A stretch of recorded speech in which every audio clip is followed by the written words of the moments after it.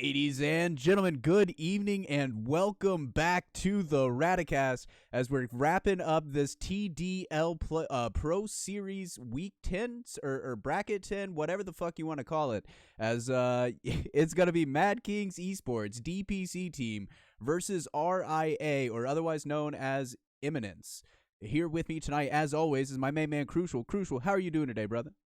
I'm doing great. I had a tough act to follow. I know you were casting earlier with Kips, and always lovely to get her on the stream. So, yeah, man, I'm excited about this matchup. Every time we cast this league, I'm taken aback by how just the level of play. These are, we have some DPC teams in this tournament. I don't know if either one of these guys are Mad DPC Kings. teams. Mad Mad Kings, Kings. sorry. Okay, yeah, it's And they just just beat unbelievable. C-Dub, who was the other DPC team. Awesome. Cool. So yeah, I mean, I'm every time we get in here, I'm shocked by the speed of play. I'm shocked by the precision. Just everything that happens. It happens so quickly and so tight. So yeah, man, I'm excited for this game here. And I have to be honest. I normally, as an analyst, I like to come in with a little bit of knowledge about the teams, but I don't really know anything about these guys other than I know Mad King are the DPC team, but when you get to this level, it kind of almost doesn't matter as much as except for like hero preferences, right? Because all these guys are great. The whole team is going to be good. There's not, some teams have a star player, but for the most part, everybody's a star player. We do have the Tusk being the first pickup. No surprise there. April, the captain from Eminence, doing the Lord's work and banning out techies in the first round. So thank you for your service, sir. No surprise to see the Lina taken out. That hero has been a star performer so far in the today brackets, as we saw Lina, I believe, 2 of the 3 games with Kips this morning. Ember Spirit is I was watching the math cast. That is a signature hero of their mid laner, is the Ember Spirit. Awesome. Very cool. Yeah, I mean, it kind of has to be to get picked this early, right? Like, yeah, nobody first picks an Ember. It's a highly counterable hero in the mid lane. You have, like things like Huskar and stuff like that. Obviously, there's you generally don't want to pick a Huskar first phase either, so they have a chance to protect it. And I'm just using that as an example. There's a few other heroes that can really dumpster Ember in the laning phase, but if you got a guy that's it's fantastic on the hero and it's not going to get through the same phase, just lock it up, man, and he'll make it work. The early Weaver is very interesting too. That's not a hero I've seen a ton of lately. I imagine we're going to see it in the one position, but I've seen four Weavers in the craziest thing I've ever seen. It can be played with varying success, especially it synergizes well with a Tusk. I imagine it's going to be we could see that being the off lane duo, no problem. We could see that being a mid Tusk. The Cheeseburger. He's made his way back. There he is. I wonder if Games and Pizza will be here. The dude that was in the talking so much last night in the cast. I remember him. He was back again this morning, and he was there for all 3 games. So awesome. We must have made a loyal fan in the Games and Pizza. So I'm gonna shout that dude out as many times as possible because we appreciate the love and the support. Focusing back more towards the draft. They're getting rid of the Bloodseeker, getting rid of the Faceless Void, both heroes that have their own ways of getting their hands on this Weaver. Yeah, it makes me think this is for sure a one Weaver. I think it was a low chance it wasn't a one Weaver to begin with, but this pretty much confirms it with these bans here. And yeah, it makes a lot of sense, right? These heroes make the hero fairly unplayable, or at least I shouldn't say that. It takes away his greatest advantages, as we all know. The mobility is what that hero does. Both of those heroes make it so you can't move. The Abaddon makes a lot of sense. Mirana, as I like to say on the cast, hit arrows, Mirana good hero, miss arrows, Mirana bad hero. So, Abaddon makes it so your arrows don't matter if he's in position. So I think that's why we saw that ban. Shadow Fiend, another example of a hero that just dumpsters Ember in lane. So not surprised to see that get banned out. I imagine we'll see one more ban to protect the Ember Spirit as well. 5 seconds remain.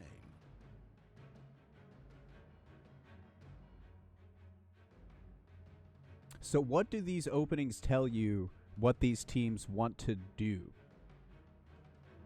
But neither of them seem terribly interested in teamfight heroes to open their draft, right? These are heroes that like to play on the side lanes. They like to push stuff out, be annoying on the map, look for picks. find heroes that are off on their own. It's really hard for any one hero to kill a Weaver. Even two heroes, it can be very difficult unless they're the exact right ones. So that's Ember is very similar, right? Both of these heroes can push out lanes very safely. They're a great partner if you're jumping on a hero, such as like a Tusk and a Weaver jumping on you. Most heroes are not going to have a good time, right? Similar with, you get this bounty hunter that leans even more into that. He's going to provide vision to find these pickoffs. He's a great +1 in these fights or in these picks. The Ember zips in, and you think you have a play, and then all of a sudden there's a bounty hunter that pops out of invis in the middle of the lane as well. So enough to add the damage there, and it really.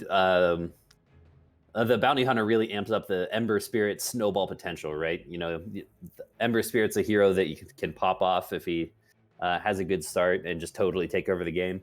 Well, if those kills become track kills, it makes it all that much easier to do, right?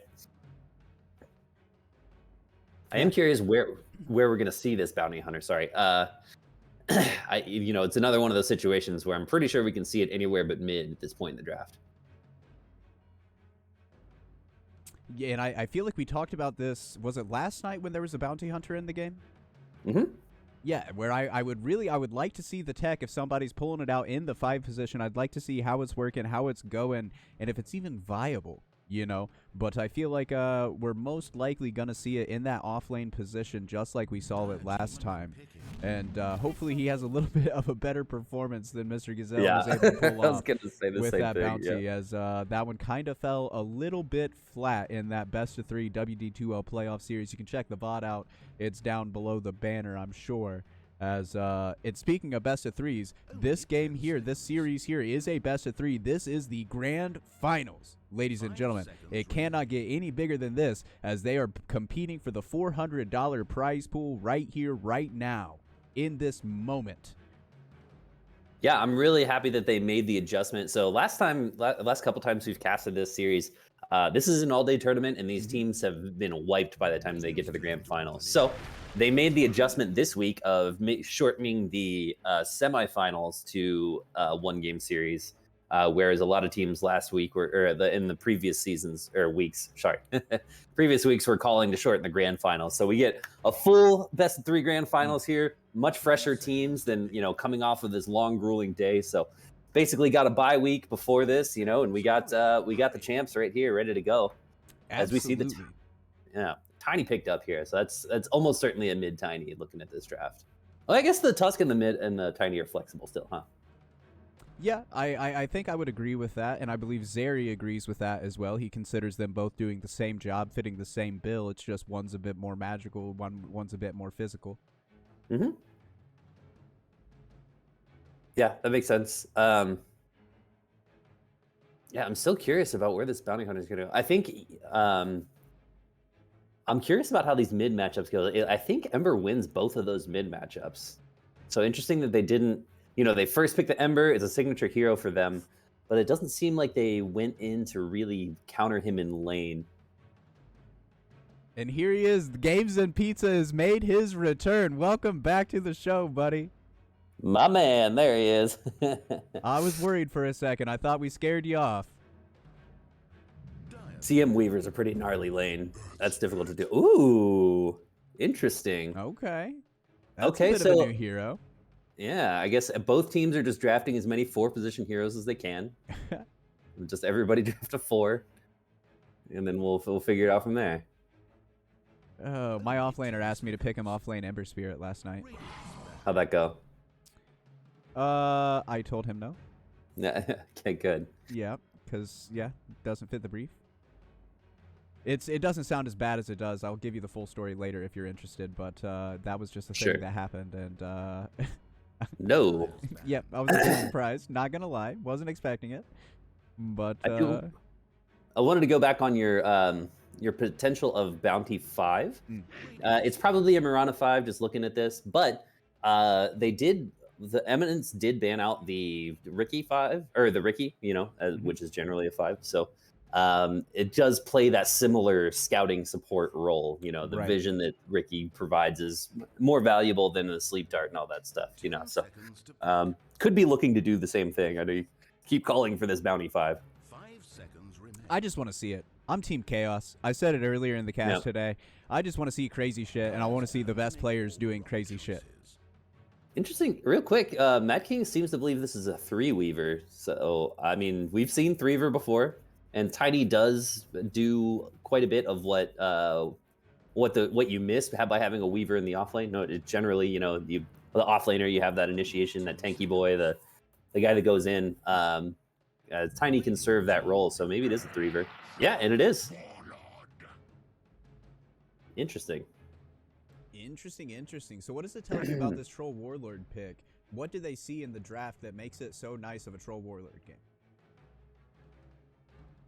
I don't see any reason for it to be a Troll Warlord game, to be honest. Like, they don't need an anti-carry at all, looking at the matchup. You know, I think Troll Warlord is traditionally much more of an anti-carry than a carry. Okay, well, I mean, that gives them a reason. Sure. Actually, no, I mean, while if he gets on top of the Dusa, like, the Dusa is just gonna get 8 up here. But the Dusa's ult, you know, the Troll ults and then the Dusa ults and then the Troll's real sad. So I'm not sure. I honestly don't see anything that says pick Troll Warlord here. It is pretty difficult for an Ember to bring him down. Yeah, I don't know. Nothing about this screams Troll Warlord to me. So be interesting to see what the build is, what the, you know, maybe the thought will become more clear once you get into the game. You know, sometimes that happens, especially at this level, where you get in the game and then you're like, oh, okay, I see why they picked this. Could it be maybe like because I'm not seeing a whole ton of like burst damage coming out from the Radiant side, so he should be able to get off his ultimate anytime that he's in a pickle. But then of course you're in that game of pickle where they just run away from you. Yeah, I mean, also his what I am seeing is that his Ags would be really good this game.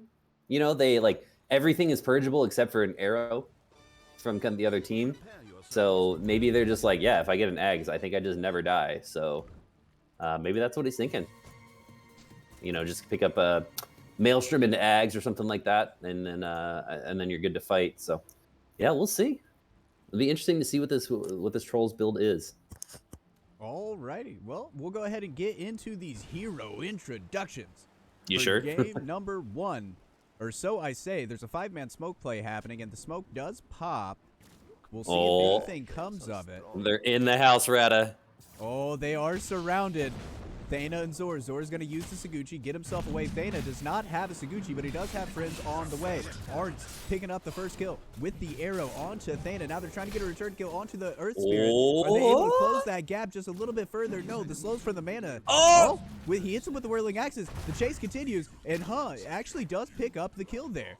So we're trading it 1-for-1, support for support. Of course, with the first blood, maybe we're going to make it more. The Medusa's getting fairly low. The arrow's there, but it's a short arrow, so it's not going to keep stunned for too long. Now he's got to pop the Fairy Fire, try to stay alive. No uphill miss for you, sir. Gonna go down. And now they're trying to turn their attention onto Sick and the Saguchi. Javi has made the rotation over. Javi gonna pop the Fairy Fire. I feel like everybody has lost their Fairy Fire. That's a double kill for April, a double kill for Rada. And we're not, like, the runes just spawned, people. We've had 6 kills and the runes just spawned. That's how you start a grand finals, Rada. Let's fucking go. This is awesome. The action continues. Jan Burra is desperately trying to make a retreat. Maybe going to go for the tower deny here. So nobody gets the kill bounty. They're splitting it as supports. But goodness gracious, what an opening. And guess where this bounty hunter is playing, man? We didn't even get to talk about it. It is your 5 bounty. Oh, shit. Yeah, we'll keep an eye on that, see what his build is. I think he maxes his E because that's a ton of slow. And it also helps quite a bit, you know, with all the, obviously with the, ooh, Zor really low. Zor is getting brought down very low. Does he have any regeneration? No. Oh boy. A courier coming out, and it is a pack of tangos and a Fairy Fire. So he will have some resources, but that's going to be some slow regeneration. No healing pots coming out. There's also no detection in this lane, Rada, for the Dire. That's really difficult. Zor can just eat shit right here. Oh no, he's still got Scoochie up, but he's having a really bad time. Oh dear. Up top, there's some more action happening. Sniped him with the arrow. Goodness gracious. Yeah, Boy, we're gonna have to be on our toes this game. I know, we gotta hustle, man. Oh, bottom. All right, April. Oh, The wand stick. It was the stick usage from the Mirana that kept him alive from that final whirling axe flying through. Yeah, and on bottom lane, the Tusk goes down. So overall, just a disaster start for this dire bottom lane, this dire off lane. Really just the mid lane that's just chilling. I feel like the last hit's like, okay. It's interesting. Like, it's interesting. You never usually switch over to the net worth at this point in the game, but there's so many kills on the board that I don't know if the last hits is gonna tell the tale of the game at this point, right? No, I mean the troll is the top of the net worth board and sitting at 4th on the CS, but we'll keep it for the time being. As we're gonna pop the mana shield, throw out the Is he still in detection? He's just on the outside of detection, so Zor is going to live for now. Thana, the same may not be able to be said about him. We'll see if the Medusa wants to get aggressive again now that she has another mana stick, or another mana snake. Jesus Christ, you can tell I've been casting all day.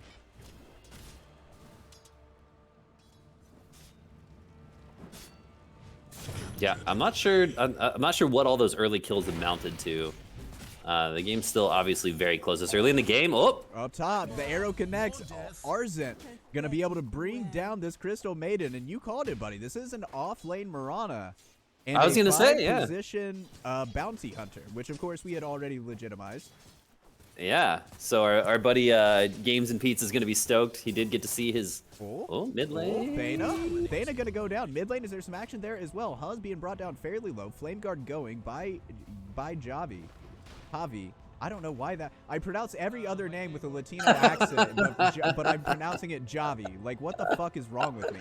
Nobody's named Javi, Rada. There's nobody named Javi. Maybe somebody that's really into coffee. They changed their name. Maybe. Oh, Thana? we have a battle of the gods here in the mid lane, but throwing the tree, picking up the kill. Thana chasing onto the Medusa. Medusa back onto the tower, so he gets the bonus armor and regeneration. 6 still pumping out some damage into Thana. Thana's going to have to tuck tail and retreat. Meanwhile, up top, April's able to get a kill. This is just a bloodbath, Rada. These teams are at each other the whole time. Every lane, there's just deaths all over the place, and they just do not stop. I mean, the Medusa in the bottom lane has almost no health left. You know, everybody's out of regen and just battling. Is like super low in Thana, middle lane. Snowball to dodge out the mana stake. Yeah. Thana gonna throw out the ice shards, but Medusa just stands in the pocket and pumps out some damage. But now he's gonna try to tuck tail and retreat from Zor. Zor's gonna go to Saguchi, get himself away. Mid lane, is there some action happening?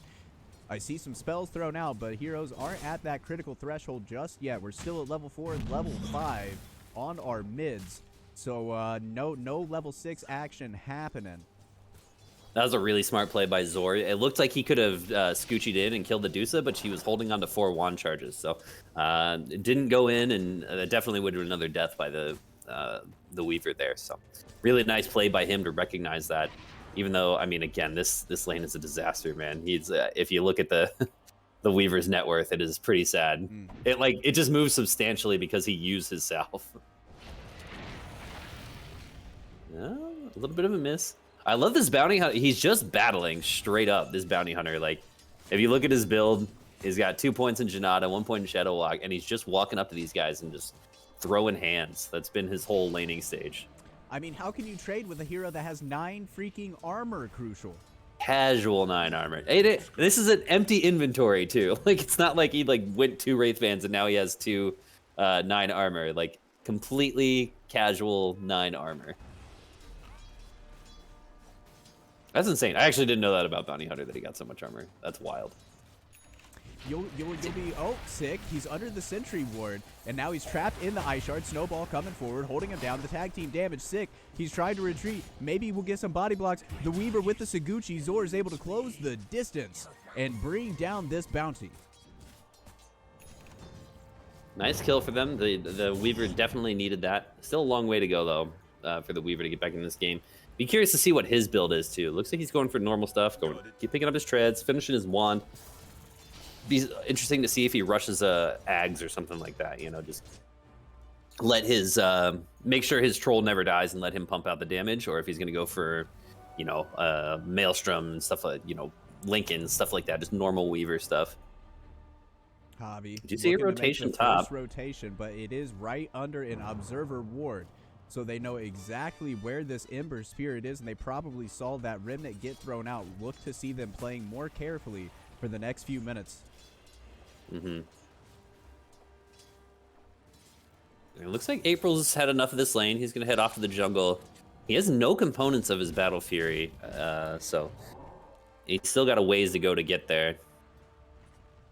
He does have nice, efficient items, though. He's got, he finished up his phase boots, the Wraith back, and he's got, or Wraith band, sorry, and the infused raindrop. So he's still top of the net worth. He just chose a longer route to get to his Battle Fury to make sure that his laning phase went a little bit better. Rolling see the go top. Doesn't connect onto anything. Gets the silence out onto Jan Burra, so not able to frostbite him under the tower. But at the end of the day, it's some spells used and not really much else happening. The arrow also misses. Ping's coming out. The frostbite's on the Mirana, but April, he just wants to farm these creeps. He doesn't want to come and risk a hand in the bush for potentially a bird in the hand for potentially 2 in the bush. Yeah, our boy Javi, his Ember, his Remnant expired up there. Oh, we see a battle though. Oh, he hits the rolling boulder forward, stopping the damage. Holy wow, talk about burst, April. But now we made the rotation from Javi. Javi gonna be able to bring down the Troll Warlord. Jan Burra surely short to follow him. There you go. Nice double kill for him. TPing in that fight. He didn't leave a Remnant behind though in the mid lane. Maybe a little bit of a mistake there, as the whole wave is going to die on his tower. Oh, now we're coming in onto the Bounty. The Bounty trying to go for the TP away, but not enough. The tag team damage in combined with the Gemini attack is just simply too much for this Bounty to endure. Yeah, all of a sudden level 6 on Weaver too. He's still trailing in net worth, but he's caught up quite well. He's only about 500 behind where he was significantly behind before. And he's one of the first heroes on the map in the side lanes that hit the 6. Oh, we're going in onto the Troll Warlord up top. April still not level 6, so he's going to try to man up, but he is at a level disadvantage and a manpower disadvantage.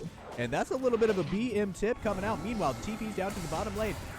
He made the rotation. The Stone Gaze coming out from the Medusa, not really connecting onto anything. Rolling Boulder kick, the snowball forward, and they are going to be able to pick up that kill. Yeah, nice rotation here, and now they were having a little bit of trouble ejecting the Medusa from this lane, so gonna make a little bit of a rotation here, bring down the Tusk, or bring the, oh gosh, who just showed up? The Tiny. And yeah, gonna pick up a kill, and now they should be able to get this tower at least some damage on it. What a Star Sense scan. Yeah, just all vibes. Does Javi see? Yeah, he does. Javi likes leaving these remnants around, but again, that was under the ward, so he should be aware of this. Wonder if he's has his teammates on alert here for potential dives and TPs. Do you see 6 on the bounty now? So he's got track up. Well said, Rena. I agree. Caught Already something about that. that. Now on the Earth Spirit. He gets that Yeah, super urn. That's gonna cause a bit of a hindrance for what this Troll Warlord wants to do. Interesting to see them move the Tiny up top and have him hold it. Generally you have your offlaner come hold this lane if they're not going to let it go. But we got to fight happening. Sick. He is trapped in the ice shards, but again with all of that armor, now with the rotation, Javi is here. The rolling boulder forward, and still they did not kill this bounty. Tracks kills galore, and a 3K net worth lead for the Radiant side. All of a sudden, man, I'm pretty sure that they were all track kills too. So. Yeah, we see this 5 bounty doing work just by not dying, just by having 10 armor, and 10 armor and a raindrop, and he ends up getting a triple kill for his team. They did rotate heavy for it, but obviously extremely worth it. So not only was it 3 track kills, but it was 3 track kills with 4 people around, because they're worth more with more people around, right? Right. So big kills there. We do see the Medusa rotating up top. Feeling pretty tanky now, I'm sure, is the Medusa. Is she feeling tanky enough, though? Tag team. She's almost out of mana. Got a little bit back here. Now she's going to go into the Stone Gaze. They are going to get it connected onto the Tiny.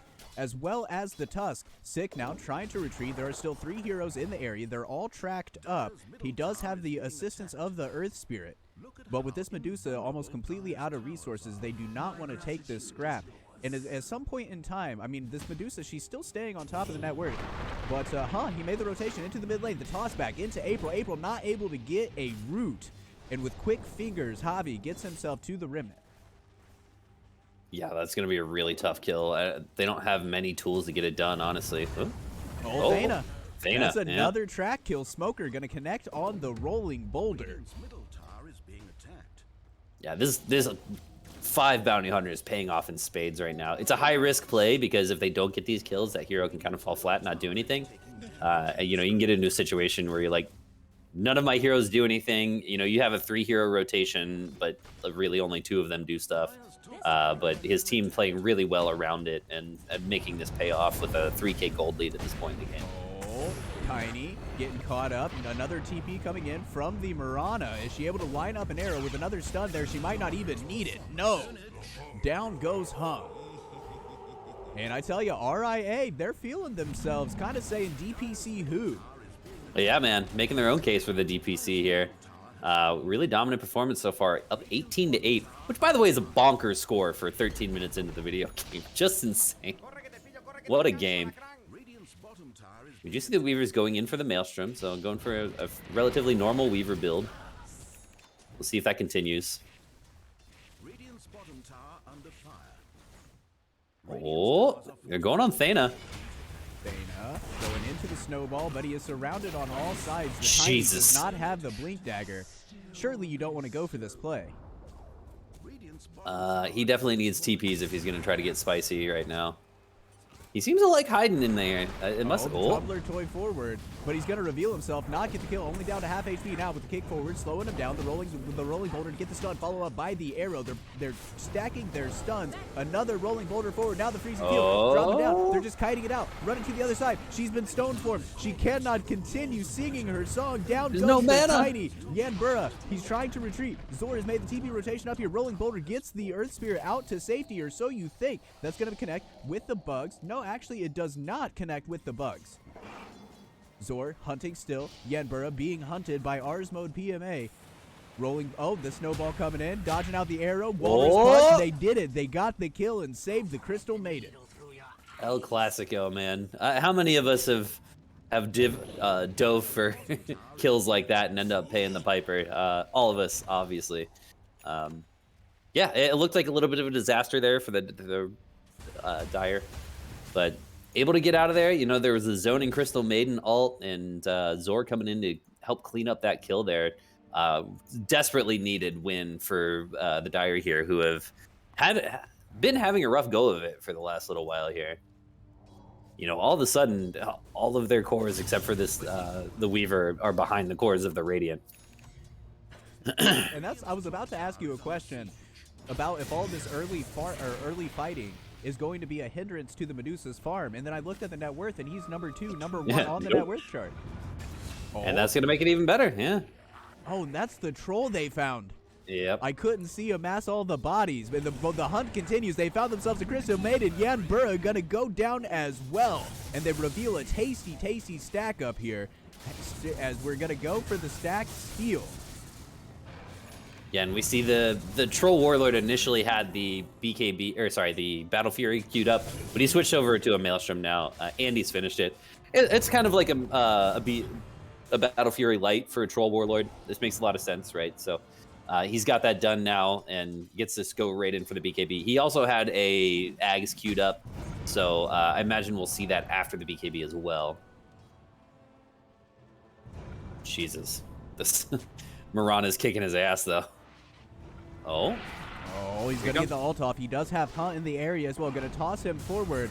Not quite able to make the connection. The whirling axe is the tree toss. It's not enough damage, but what is enough damage is the magnetize. Ripping through the troll. Now the CM, the next to fall. Now with the dust, they have it out onto Zor. Do they have the ability to dive further? We do have some items. Not going to connect on the Sleight of Fist, so Javi does not decide to dive behind the tower. Yeah, and we see it, you know, The classic folly going the other way there with the over pursuit. Oh, we still have a fight going though. Oh, gonna blink back in, and that's gonna be the death of 6. Snowball save. Has 3 in the ball. He's gonna come forward on the walrus punch to cancel the TP. We're gonna try to go with the rolling boulder, not quite able to make the connection to the toss back from the. Oh, but he just tossed him to Theta to die, you dick. I mean, to be fair, Tusk is always talking a big game, you know. He's talking about how he's going to kick everybody's ass. So he says, all right, go show me. I'm going to throw you at this guy. You're going to go fight him because you're always talking about how tough you are. So did anyone that catch one's the kind name of on of Tusk. that wagon that hit me? Yeah, its Yeah, name was exactly. Huh. Yeah, exactly. So he threw a goddamn man on top of you. Javi on the hunt. He's going to see April approaching the creep wave. Han's in the area. Yanbura is around as well. They do have dire vision on top with this observer ward on the spire, so he can pick and choose the fight and the go if he decides to go for it. Up top there, we just have the Medusa doing her farming thing. The Medusa already up to a Dragonlance Manta, working her way towards the Scotty. Yeah, and the hour's getting late real fast here for the Dire. I mean, it's a 7K lead already, 17 minutes into the game, and I mean, we've all seen these Medusa games where, Slide of fist. Is being aggressed upon. He's tracked up currently. We'll see if we want to go any deeper. The blink to dodge out the Saguchi strike. I like that Eve combines Sakuchi and Shuri toss and just Shiguchi. just to make it easier on yourself. I like that. Anyway. Oh, they get the root. They get the root. The rolling boulder forward. The arrow to follow it up. They have the lockdown. No time lapse for you. The Yanbura being tracked down. He is the rolling boulder. It does miss. Did he start the freezing field and cancel it? He did, yeah. A little bit of a weird play here. As Theta's going to go down. Oh. And before they're able to bring down this Earth Spirit. And now with the toss back, they're diving. The slide of fist. But here comes April on the backside. We got to go to the Moonlight Shadow trying to get away. Are they under detection? Do they have any detection? Do they have any detection, Crucial? Nope, he's just running around with his ult on. Oh, that's rough. Well, I mean, to be in his defense, or in the Dire's defense, the whole team was dead. So I'm sure somebody had detection, but they were all dead. So, yeah, like I was trying to say earlier, it's getting late early here for the Dire as the Medusa is just getting to do whatever she wants and is pulling away. I mean, she's halfway done with her Scotty now at this point, and I think by the time she gets her Scotty, I think it's going to be too late, honestly. I mean, they would have to make some miracle plays happen. Popping the smoke is sick, but he gets popped himself as Han just throws the Abatos combo. Javi up in the triangle, poking some fun at these heroes. There's 4 in the area. Kick, rolling boulder back. Perfect. The arrow connects on the Crystal Maiden, but they do not want to follow this up. And all the while, their top tier 2 tower is being pushed in by this Medusa, who already has one of her ultimate orbs. Yeah, she's having time of her life right now. She has not been involved in the video game almost at all right now. Oh, yeah, I'll take a specialist array. Why not? Get a couple more shots. +5 attributes. No, she's not going to use that? Really? Okay. Anyway. Yeah, like I said, halfway to the Scotty here and just getting out of control. Like, she hasn't had to fight, and the Troll Warlord certainly has. Oh, they found rolling boulder forward with the kickback. He's going to toss them away. They're going in onto Yanbura now. Now we're going to rolling back and focus back onto the Tiny. Look how quick they're playing. Rolling boulder forward, not going to connect onto Zord, but with the courier in the area, he knows that he's here. Rolling boulder to get himself away. He doesn't want to take that right-click damage, especially with the bug on him. But we're at an 11K net worth lead 20 minutes into the game. Yeah, it's a bit out of control. And, like, you know, we always like to talk about some of it is artificially inflated, yes, because it's a bounty hunter. But, I mean, even if you account for that, it's getting out of control. You know, you see, because look at Javi. Even Javi he's right up there with this Medusa that has been farming nearly the entire game without having to move from a spot that she doesn't want to be. Yeah, so he has 50 less last hits, and yet he's only less than a 1,000 gold behind. Jesus Christ. He just caught an ult from Thena, and it did not. Like, look at his HP. He hasn't taken a sip from his bottle or anything. That's just how much HP he has left after catching an ult from Thena. Oh, rolling boulder. That is going to miss. There's the shuriken toss. Not going to able to line up the kick. Maybe thinking about a go, but they're just... I mean, look at the difference in levels on the supports. This poor Crystal Maiden is level 8. Oh, brutal. Yeah, his counterpart's level 11 with a hood.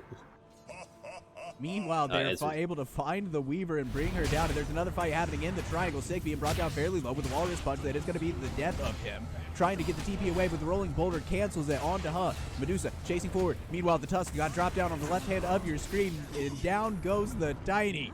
Rolling Boulder forward with they have the track, not able to connect with the long distance arrow. Rolling Boulder forward yet again. The kickback getting her out of the base. He is not worried at all. Remnants not able to connect. He just missed with the sleight of fist, but he's going to remnant himself forward yet again and get the kill on the Crystal Maiden. 34-13, 22 minutes in. Yeah, and it's one of those games where you're like, okay, there's a Medusa on the other team. We should have enough time to like at least get ready to get into this game, right? We should be able to get a couple items on every core and get to play some Dota, but that's just not the case. They've been playing so fast, have the Radiant with all of their heroes that aren't named Medusa. They just haven't gotten any space. Medusa has their Scotty done, by the way, so good luck. I don't know how they bring her down. They have the dust. They have found Sick, but Javi, he's going to bring it back in. There's still 5 heroes in this area, boys. That's going to be the Troll, as well as the BKB. He's trying to man up, but look, he's not life-stealing a single damn thing. Down goes the Troll. Down goes the Weaver. Down goes the Crystal Maiden. He's trying to make some sort of redemption play, but he's going to be slowed by the Scotty. Hit with the Ember Chains. And that's a 4-for-3 trade, but I think RIA is more than happy to make it. Oh man, and unfortunately for them, the bounty hunter effect, they still lose in net worth on that fight. So even though they went 3 for 4, and with this type of deficit, generally that's a win for you. It's still a loss because of the bounty hunter. But yeah, I mean, like you mentioned, there was no lifesteal from the ult. It was so sad to see.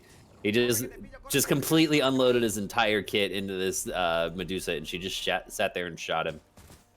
You know, that's the Eye of Scotty effect. Like, it's rough.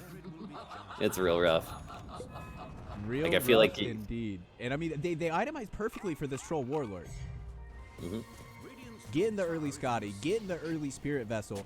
How is he ever going to regen, man? How is he ever going to lifesteal? Oh, what the that was a really weird time lapse there from the Weaver. Not sure why he did that.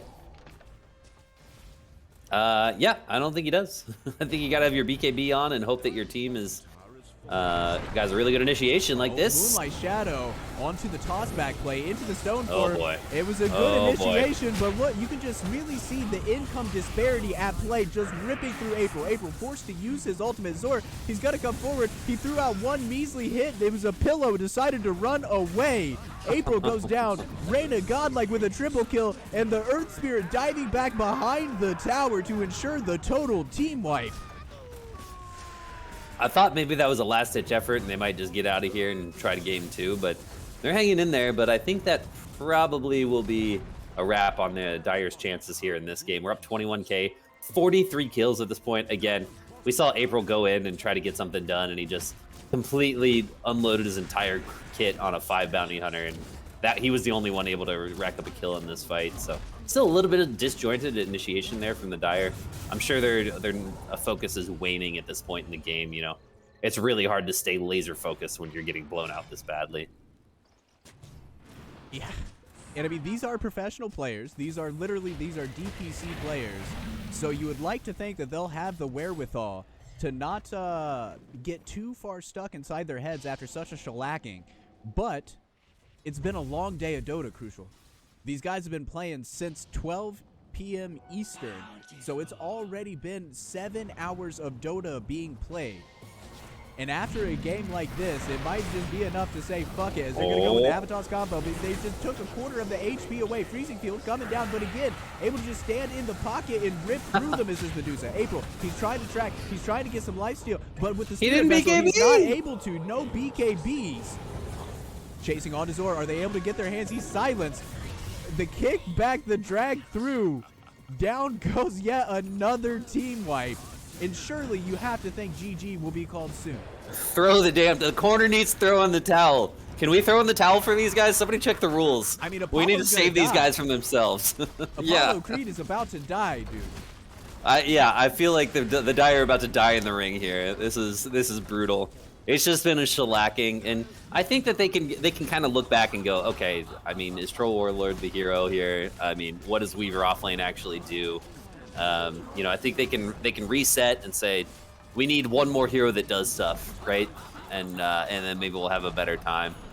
So uh, they're gonna smoke up and give one more shot though. Credit to them. Yeah, not going out without a fight, as Thea immediately is going to get popped down. Going to buy back those. They're still trying to defend against this ancient push. The Toss into the arrow fountain. swings and misses. Toss into the fountain, as he just said. That is a potential play. There's going to be the BKB from the Troll Warlord. Rolling quarter forward, connects onto Thana Hobby. Is going to swing and miss with his remnant. He's rooted up right now. The April ball comes out from April. But he's just literally not life-stealing anything. He's not regaining anything. And surely the Troll... Okay, so the Troll's going to buy back. They've not quite had enough. Quoting Randy Marsh, I didn't hear no bell. BKB from Zor. He's going to chase forward. Here comes the Stone Gaze, forcing them all back. Zor, he's been caught out. He's going to be silenced, magnetized, kicked through, and crumbled into dust. It's gonna go in. Combo. All right. He does get the kill onto Sick, but Medusa is literally just living here. And she's just living here. There's the kick onto the Crystal Maiden into the hands of this Medusa, and she is just killing everyone. Literally just killing everyone with no remorse, with no signs of backing. The Silver Edge, Scotty, Manta, Dragonlance, Power Treads Medusa 28 minutes into the game. They tried to get the Fountain Toss back, not quite able to connect onto it. Man, look at these guys. They're hanging in there and still they're doing their best. God bless them. I didn't hear no bell was strangely motivating. I don't know why. I just get that image of Randy Marsh and all fucked up, standing back up with blood dripping out of his face, and I'm like, yeah, you're right, Rada. I didn't hear no bell. Let's go. I like that they fought that out to the end.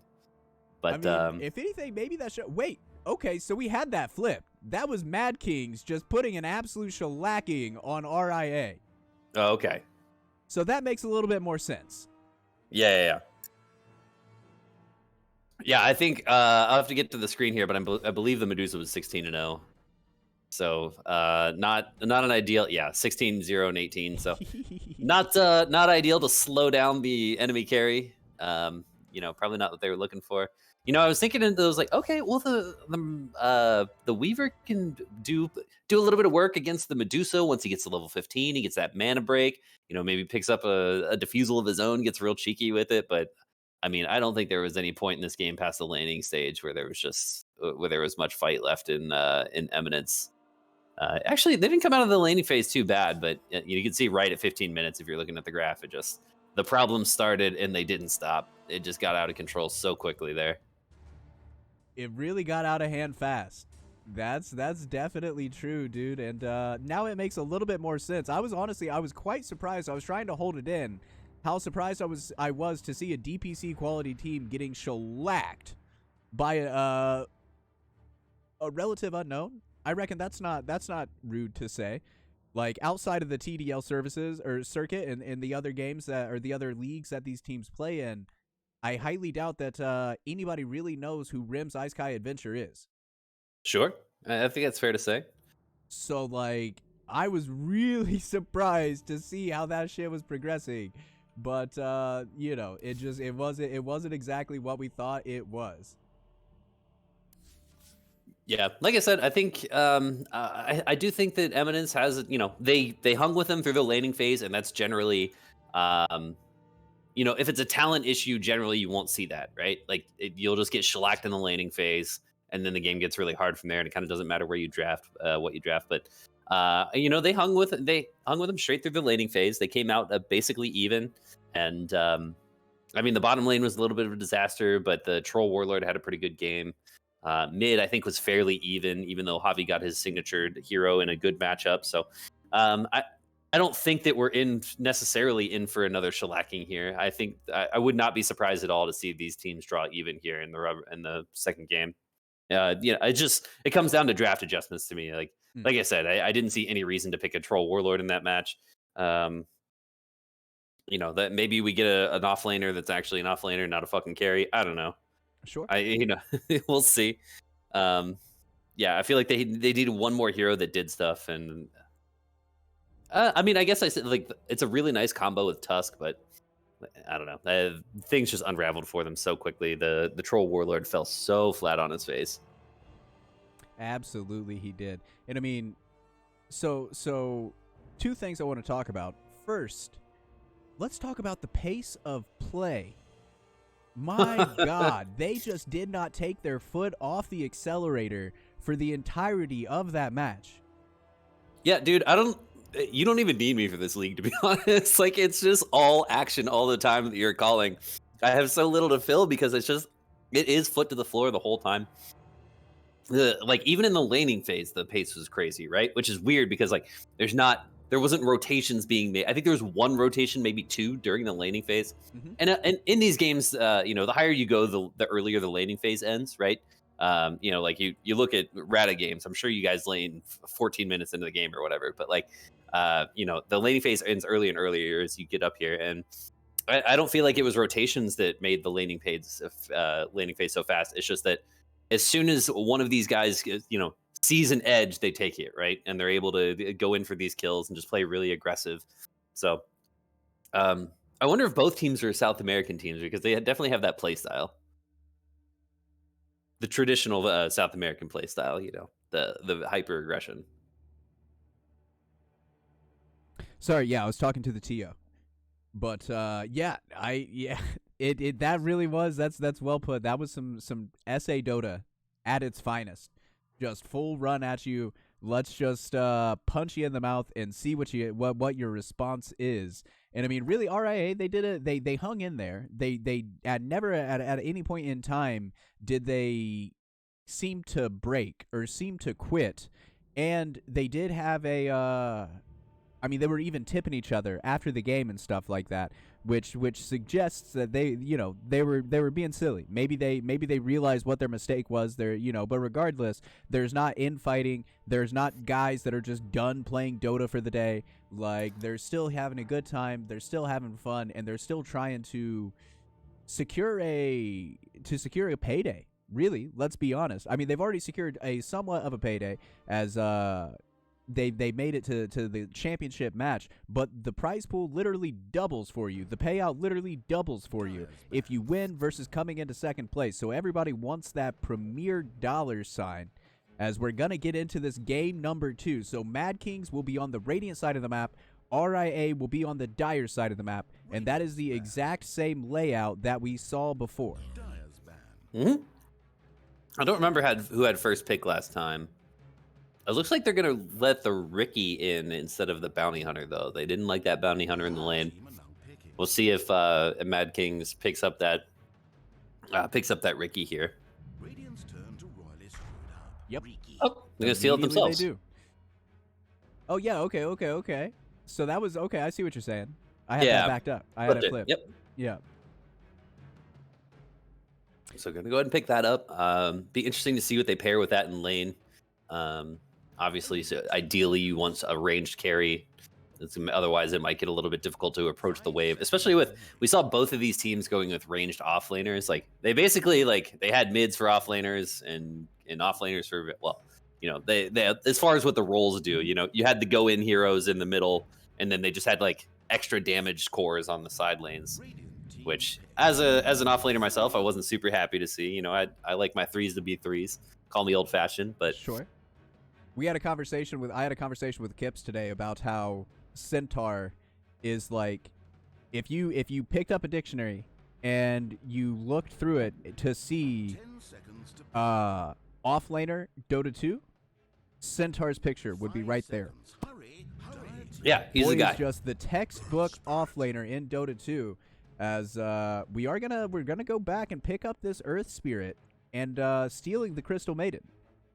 Yeah, why not? I think the Earth Spirit was really successful. It matches their play style. If you have a very good Earth Spirit player, it's just a hero that's very difficult to deal with. He's so tanky, he has so much utility. He has very few weaknesses. He's not a great laner, but it's just as far as exchanging and stuff. But ooh, interesting. I wonder if that's a 4 Zeus. Fuck, I hope Probably not. Yeah, it is the. They did use it at the 8 spot, so. Yeah. They're banning out the Bloodseeker again too. So I wonder if maybe that wasn't a targeted ban. No, it had to be. They were showing yeah, they were showing that Weaver last time. So the exact same bans though, huh? I mean, I guess Zeus also doesn't like to get ruptured or chronoed, so there's that. The Lifestealer ban's a little bit interesting to me. I think, actually, now that I think about it, that might just be because there's a Ricky showing. Ricky is an awesome vehicle for Lifestealer, right? Like, not only does he have a built-in blink, and silence, but you know, he's invisible all the time. So there could just be a Lifestealer on top of you at any moment in the game. And oh, by the way, a Ricky with a big AoE silence sitting there as well. That's unpurgeable. Shit really is the nullifier of silences, isn't it? It really is, yeah. Super annoying to deal with. Like, it's so good against heroes like Tide Hunter and stuff like that. Part of why I like Night Stalker so much. Let's see a Balinar tonight. Come on, let's go. 10 seconds. You know, I feel like I've not seen that hero. Actually, 5 seconds. Hurry, hurry. I was watching a stream of a pro game last night. I can't remember who it was, but they ran a Night Stalker. Radiant team Yeah, I mean, shit. Everybody's running semi carries in the off lane. Why not throw my boy Balinar out there? Pick up a Maelstrom on him. What's the problem? I will say maybe Earth Spirit is starting to come back into the meta, because I saw when I was watching the Effie stream yesterday, she played Earth Spirit. Okay. So I wonder if at high level pubs they're seeing some sort of intrinsic value in the Earth Spirit to where it's valuable to pick again. Isn't Effie 5K trash like me though? I think Effie's like 7K, dog. Is she? Oh, holy shit! All right. No, she's a very good Dota player. Dang. Yeah. Okay. Wow. Go for her. Yeah, like, yeah. I don't know. I know she's immortal. I don't know exactly what her immortal rank and all that shit is, but like, there's a reason why she gets picked up to work TI, and she basically doesn't have to work anything else throughout the year. Wow. Because she's a boss. Yeah, that's awesome. Also, the European 5K, even if she is your 5K, European 5K is different than NA 5K for sure. Right. So interesting Pudge pickup here. I don't see anything. Again, I don't see anything that screams Pudge. I mean, Zeus, I think, is a fairly decent counter to Pudge because you just because of the way of his shard works, he gets the bonus damage. I'd feel pretty good right now if I was Eminence, but they are mega squishy boys. They're going to need a lot of damage to deal with this Earth Spirit and this Pudge. Earth Spirit has massive strength gain. I think it's like 4.4 or something ridiculous like that. So he just gets tanky as hell as the game goes on, even if he doesn't build that way necessarily. So they're going to need a lot of damage. Okay, there you go. There's more percentage-based damage. And if that's a carry Pudge, I'd feel really good about that matchup for Doom. He's got the speed to get away. He's got plenty of armor. He's got plenty of HP, and he has the E. Oh, and a Hoodwink. Okay. So it sounds like you like this draft a lot better from RIA. Yeah, so far, obviously, the carry is gonna be a big deal. Sure. They have something that resembles a real offlaner. They got plenty of damage coming out from the mid. I think that Zeus is nice for the pace of play, right? Being able to add that damage to a fight from anywhere on the map at any point, as long as you got mana, I think is a big deal. Yeah, and they have, like I said, they picked up tools for the Pudge and the Earth Spirit that are showing. I think they have okay control. Actually, their control's kind of ass now that I look at it. So, ooh, yeah. Actually, now that I look at that, that's pretty rough.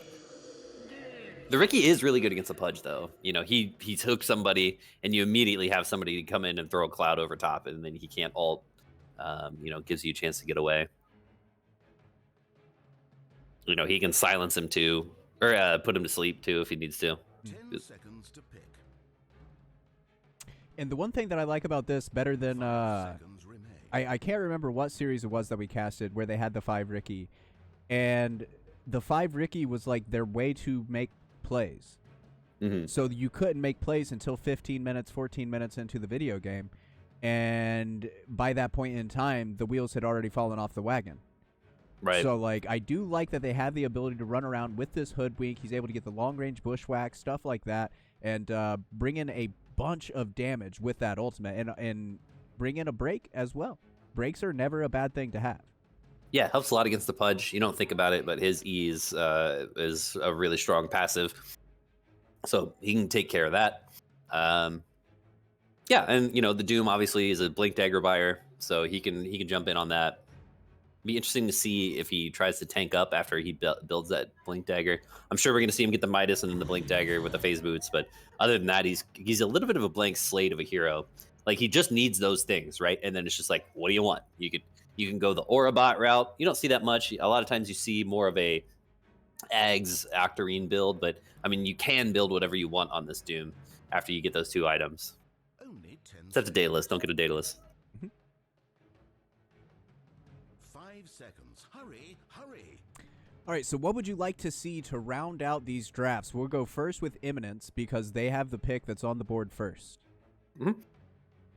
I'd like to see something similar to a CK where it has a little bit in control. Not a CK because there's a carry Pudge showing, but something like that where it can play with pace. It's a strong laner and it has a little bit more control.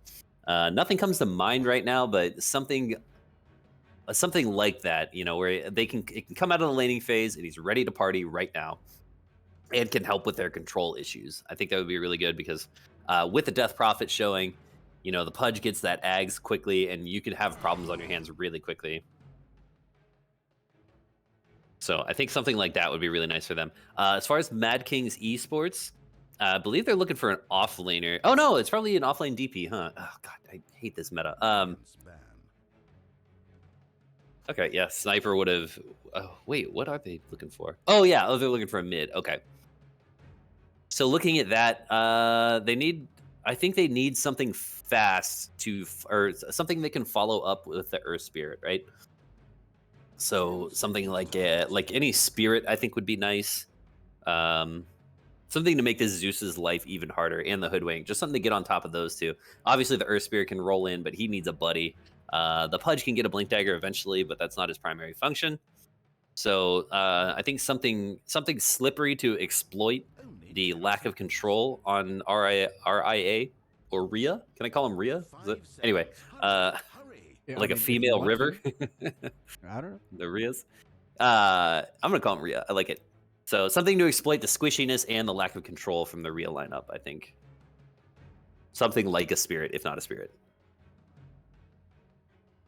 Really thinking about it. Their backs are up against the wall. They have to win this series, or they have to win this game, or else the series is done and dusted, and they are locked in at the 2nd place mark. Radiant team pick. Ooh, it's going to be Kuka. Yeah, that fits the bill perfectly. That is like, yes, exactly. I love this so much. What a nice pick. They could even, no, they're going to put the Kunkka in the safe lane. I was going to say they could swap the Doom or the Kunkka around if they want, but the Doom I think they picked specifically because they saw a Pudge showing. So, yeah, I like this a lot. I think this is a really smart pick. It scales just fine with it, especially with the Doom on the side. You're up against a carry Pudge, so you don't have to worry about that as much. I think he deals with the offlane Death Prophet fairly well, as well as any melee support or melee carry. So, yeah, I think I like this pick quite a bit. It helps with their control issues like massively. That's one of the better control. Oh, okay. Begin the Dota. I mean and that fits the bill as well, right? That's a nice follow up. That's a hero that wants to get a blink and a deso. You land a stun with the Earth Spirit, and he blinks in and presses W, and then just unloads on somebody, and he can blow him to Kingdom Come. This is an offlane Kuka. Is it really? Unless they flip, flip heroes. Zor played the Weaver last time. Yeah. And he's on the Kunkka now. I mean, I guess. Was Reyna the carry? No, wait. Who was the carry last time for Mad King? April? No, that was Rhea. Oh, for Mad Kings? I'm sorry. Yeah. Seconds to pick. It was Reyna. Okay, so it is a carry. 5 That's really interesting. Why would they not lane this Pudge or Doom into the Pudge? I feel like I would just get a bunch of points in my E and just win the lane, right? If I were up against a Pudge, but there's a reason these guys are semi-pro, but and not me. But I think this works okay. It's just not going to be as good in the laning phase. Like I said, there's no difference between the side lanes basically at this point. Like they're both just playing fucking carries. Um, so I think this is fine as far as composition. I just don't like the lane matchups as much. Like the Doom versus the Death Prophet, does that feel good? Not really. We'll see how it goes though. I mean, with Kunkka being a bit of a niche pick, I would say, for non-mid course, they very well might just be flipping it. You know what I'm saying? Yep. Just kind of, or they could just do the lane swap just for the lane swap. I mean, these are all options that we do see regularly in the game of Dota 2. Yeah. I mean, I feel like any side laner worth his salt should be able to play each side lane. You know, like you get intimate knowledge of every matchup that is not mid. You know, just that you know how the supports work, what's annoying that happens to you, and what's annoying for the enemy. You know, in that position. So, yeah, I think anybody worth their salt should be able to play either side, regardless of role. But why don't we do these? Take this opportunity to try to get some introductions in before this shit kicks off. Yes, because it will be coming fast and furious. So the radius side of the map played by Mad Kings. It's going to be Red Monster playing the Crystal Maiden Reyna. On the safe lane, Carry Pudge. Arzent playing the Death Prophet. We will be seeing Yachito on the Templar Assassin. And last but not least, Smoker will be playing the Earth Spirit. Oh, Thana will be down here on the Hoodwink. You can see the line drawn. I'm going to try to get through these fast. Zor will be on the off lane Kunkka. The mid lane will be played by Jed.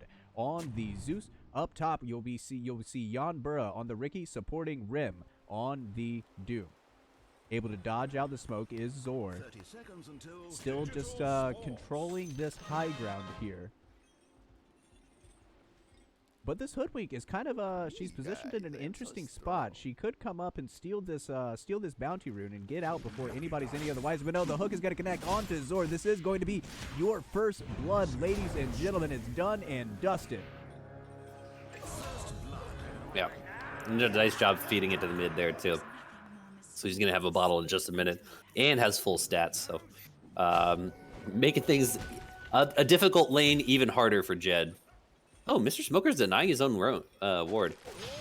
Oh no, Thana, the aggression. Oh, he Thana got hit by a hook. One more right click. No, the Fairy Fire. It's going to keep him alive, at least for now. The Bushwhack buying himself a little bit more space, a little bit more time. Crystal Nova is available. The rolling comes in from Smoker. This man has no chill. I'd be so irritated if I was him. He blew his Fairy Fire as well, trying to survive that. I'm not sure what he gained out of it either. Did he even get the rune? No, he didn't. So, yeah, I mean, this sucks. This is exactly the start you want to avoid. You know, if you just got rocked in a game. So, they're gonna get a bunch of damage on this. Excuse me, on this Pudge though. All right, so we do end. Go ahead. I say we do end up with the double melee up and top. I'll be interested to see how this lane goes. Now, I do understand why they swap these roles on the heroes. I think for the Kunkka, you want to go for more of a utility build. You want to get that Ags at some point, like maybe like phase BKB Ags, you know, so you can get that team fight out. Since the fighting is coming out so furiously, and the Doom is, you know, he wants to get that Midas, and it looks like he's going for the Octarine build. So, you know, he's a hero that can fight while he farms, but you definitely want to give him the farm priority. But, you know, like I said, I think it's just the reason I'm surprised is because of the lanes. We'll see how it goes. Oh, under the tower, Spirit Siphon, walking the dog. A Oh. good block from Jan Burra, blocking that rolling boulder in. Whew. They won the race to level 2. And I don't feel like this lane's going to get much easier, man. No, he is going to go with the heal creep, though. Yeah, no. That helps a lot. Yeah, that's really good. I think that some of these shared tangos are going to expire, though. Yeah, they are. Am I crazy? Yeah, it's just silly mistakes that we shouldn't be seeing from a team of this talent level. Maybe the nerves just getting to him a little bit. Yeah, that happens. Oh, or are they geniuses and they timed it up perfectly? What the fuck did we know, Rada? What is that? Why do we doubt them ever? I don't know, man. That was perfect. It timed up perfectly. So yeah, these guys know what they're doing. Actually, wow, look at mid. Really nice job from Jed so far. He's actually leading the TA, who went all stats, got the first blood. So he got his bottle quickly, and still was able to is leading in last hits. So really nice job from Jed so far. See, bottom lane, it's kind of kicking off here. Action's happening up top as well. Neither looking like they're gonna bring a death into play, but it just shows the aggression, how badly these teams want it. Yeah, it's interesting to. I have no idea how any of these lanes are gonna go. This is a nice little combo that they have that's gonna get scarier with the levels in the bottom lane. Oh shit! The frostbite into hook is scary right now, Crucial. Yeah, that's true. That's also really scary. Top lane, they're going on Mr. Smoker. No rolling boulder.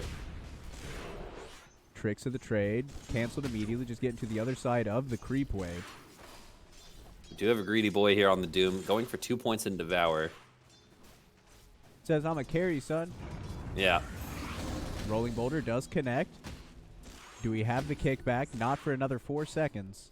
God, he's so tanky. And this heal is going to be so good with... Jesus Christ, it's 100... That's actually a really, really efficient heal.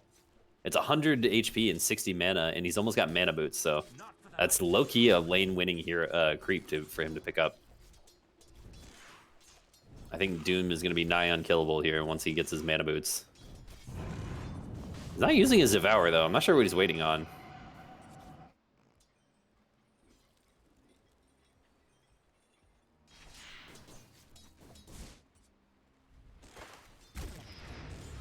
There he goes. Okay, thank God. We're all just sitting there waiting, watching. Yeah, definitely a sleepy laning phase so far compared to the last game.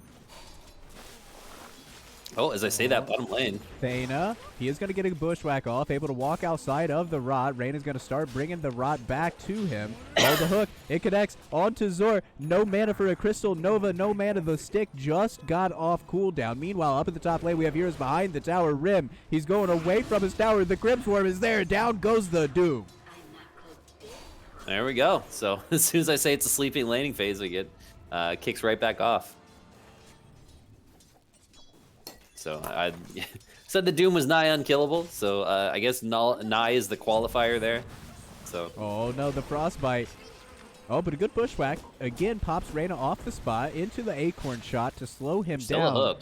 But they're hunting for Thana. Thana's going to look for the TP away. Yeah, I didn't think about that. The frostbite into hook combo is really gnarly, and then you have the slow on top of it with the rot.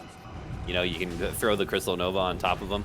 Oh, top lane again. They're going in on the Doom again. They're going in, just walking the dogs with the Crypt Swarm to follow it up. Arzen showing boy. exactly what's up. Meanwhile, down in the bottom lane, they're able to get a kill onto Zor.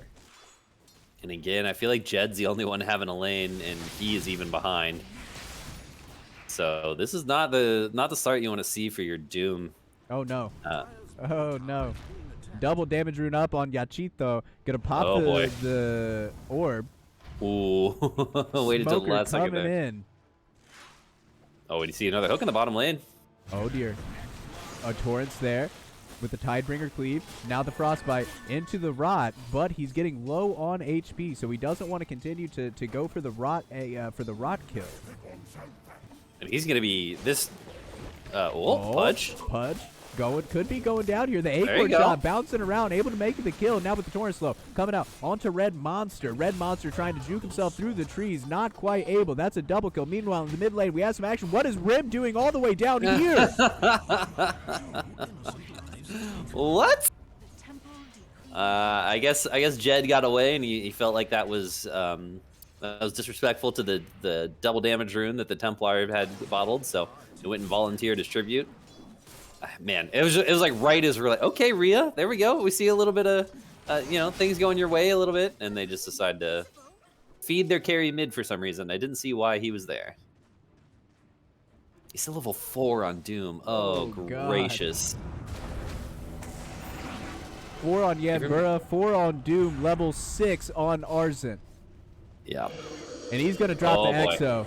They're coming in. That gives them level 5, but it's not going to be enough. Look at the Spirit Siphon damage coming through, as well as the Exo Ghost ripping through him, making him a ghost himself. And he just TP'd up there, man. So he's got to. I mean, I don't even know where he farms at this point on the Doom, and that's. You pick an off laner for your carry, and you just lose the lane that bad. It is looking rough, man. Looks like I'm in. Obviously we got a long way to go here, but no danger of missing the Lions Green Bay kickoff for me at this point. Oh, by the fountain, or by the triangle. Yenbura and Smoker. He's going to drop the smoke cloud, but he doesn't have anybody coming to help. Jed, dude, Arzit is 1 level behind Jed. Yeah, I don't know what Jed's plan was either. He walked up and pressed Q and then just jumped away. Yeah, I'm not sure what the plan was there. Oh, no, Frostbite. They're going in onto Zor. Zor's going to go down, but not before he gets the Torn off. Jed making the TP rotation, easily able to zap through this punch. Going to drop the Thunder God's Wrath, but it's not enough. The stick charges. Acorn shot, getting the slow. Jump forward, bushwhack. There it is. They get the kill. Well-used spells. How often do you see the Zeus get a kill with a right click? Oh, hold on, down up top. We have more action happening. The Dust Cloud, but that doesn't stop the Spirit Siphon from going, my friend. You just got to get far enough away, and he's not able to. Oh, mid lane, Rim. Yachito going in onto Rim. Rim just looking for the TP. I think he should be fine. Yeah. God, they are just bleeding, hemorrhaging all over the map, Crucial. Yeah, it's hard to find something that to hang your hat on here for Rhea. Jed's doing okay, but he doesn't even have points in. He finally has 1 point in Thunderbolt at this point. So I mean, his rotations are going to be nerfed significantly. If he can even really make them. I mean, who does stuff on this team right now? Zor dies. Oh boy, yeah.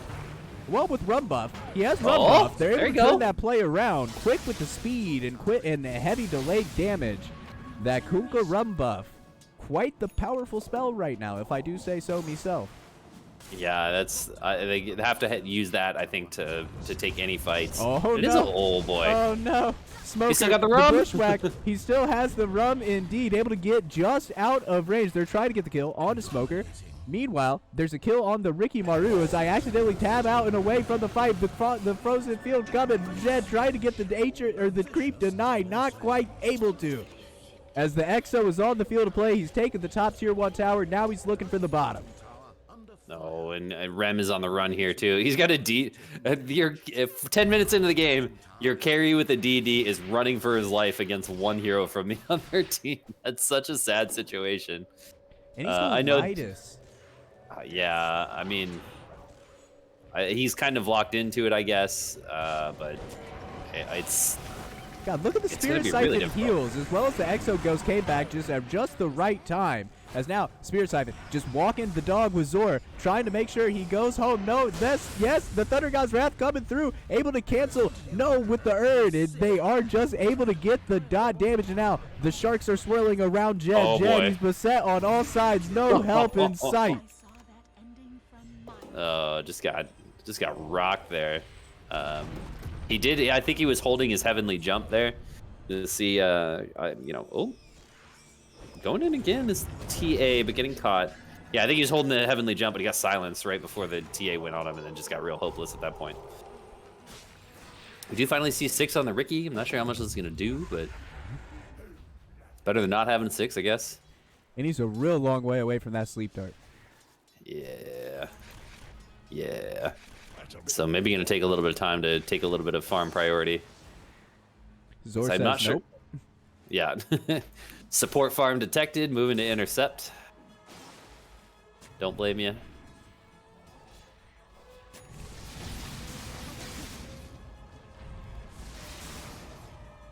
So TPing in is Rhea. Looks like they're trying to make. Oh man, there's a Vanguard on this Pudge though, so he's pretty immovable at this point. It's gonna be really difficult for them to bring him down.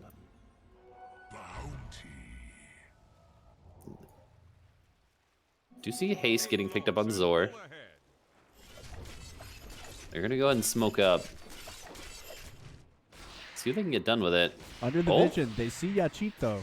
Yeah, that'd be a really nice pickup for them if they can grab it. Oh, Yachito feels it in his pulse. That's where the Star Sense comes from. Oh, or does he? He's just farming safe, I guess. Oh, it Oh, missed. the bushwhack. They got the vision from the turret for the bushwhack, and now with the silences, the boats coming through. Are they able to drag him back? They are. There we go. Here comes Red Monster with the frozen Oh, field no! smoker. He's in the way. They have nothing to cancel it as of now. Rada's going to come up to the right-hand side of your screen and immediately eat this Kuka up for dinner. Okay, well, that still might go in their favor, but yeah, they got blown apart there. Really quick TP reaction there from Mad Kings. And technically, that even though it's a 2-for-1, that is a win for Rhea. Net worth-wise, anyway. Very slight, but it still for counts. Rim, Arzent, and Smoker. Rim, he's getting body blocked by his own creeps. Able to get away. They have another vision in their sights with the dust. They have found Yenbura. Thana gonna come, but a miss on the bushwhack. Dismember onto Ricky. Jesus Christ. Zor, he TP'd into this engagement. Thana just eating that break and not really worrying about it was Reyna. Yeah, I think just using the recoil from the sharpshooter to get himself to safety was Thana. So I'm pretty sure it cooled down. Oh, Zor in some trouble here. Yeah, see you, bud. Yeah, bye-bye, buddy. I'm running out of ways to say that RIA are getting killed, my friend. Yeah, I know. It's still kind of a blowout here that we're watching so far. In a way, like this one almost feels worse. Oh, I was gonna say that. Yeah, it does feel worse. I think that's fair. Like at least in the first game, Rhea came out of the laning phase like, okay, we're even. You know, like I think they won that initial engagement. They had a lot of farm on their troll warlord. It's like, who do they hang their hat on in this one? Like, their action hero is the Kunkka, who looks like this looks like a support Kunkka inventory. If you showed me a screenshot of this, like, and you were like, all right, 14 minutes into the game, which role is this guy? I was like, why are they running 4 Kunkka? That's weird. But that is geniuses. Exactly. So yeah, here you go. In a roundabout way, Rada, we finally got your support Kunkka that you wanted so much. I mean, he is behind Thana in like by a full level as far as XP, almost full level. This isn't an accurate representation.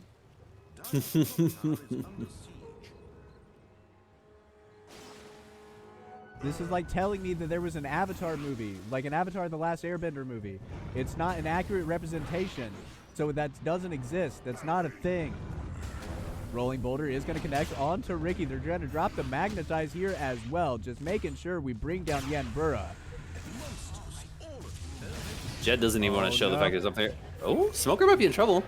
He might be in trouble indeed. The X mark into the torrent combo, but Arndt is here, as well as Red Monster. Frostbite out onto Jed. Does he have friends coming? No, he's just going to drop the freezing field here. Boat's going to come in, but he just adroitly sidesteps to Arce. He's just diving back behind the tower. The turret lifting him up in the air. He can't get away from the tower. Oh, what a beautiful Frostbite. It canceled the spell. It canceled the right-click animation. Zor, he's going to be slowed down by the trap. They're also going to see Yenbura making the TP rotation in, but he gets the arrow. He gets the sleep. Oh! And the dodge of the, oh no, he's still in vision. They put vision up. They put up a Tinker Ward, so they're going to see Theta immediately, who throws out the bushwhack, trying to keep himself alive. They also have the detection here, so they're going to see the Ricky. Into the dismember goes Yenbura. We have a hook in 2 seconds. We'll see if he tries to line it up. Now, he's moving over towards Thana, but with that dust cloud, making things a little bit awkward, and they even pop the Aegis on the TA while they're just having fun playing merry-go-round under the tier 2 tower. Now, here comes Doom coming into the engagement. He gets the Doom out onto the Pudge, but I think the Pudge is just going to be able to walk it off. Meanwhile, Yanchito on the backline is able to find the Thana and bring down Thana, but he does pay for it with his life, so maybe a little hee-hawing around for a little bit too long, and they had to pay the Pied Piper. Yeah, I mean, the small victories they're getting are huge right now, and this fight is not over, Rada. It's not over indeed. They have the X mark out onto Smoker. Smoker, he got a one-man silence off, but he goes down all the same. Here comes the Eclipse. Or I'm sorry, the Exorcism, as they have brought down the Ricky. Chasing now onto Jed, walking the dog around the park. Jed, he is going to join his brother Hades in the underworld. They have an X mark out onto Arzen, but he's surrounded by the Crystal Maiden, as well as the Exorcism. God, these games are just absolute bloodbaths. Like, what a fucking...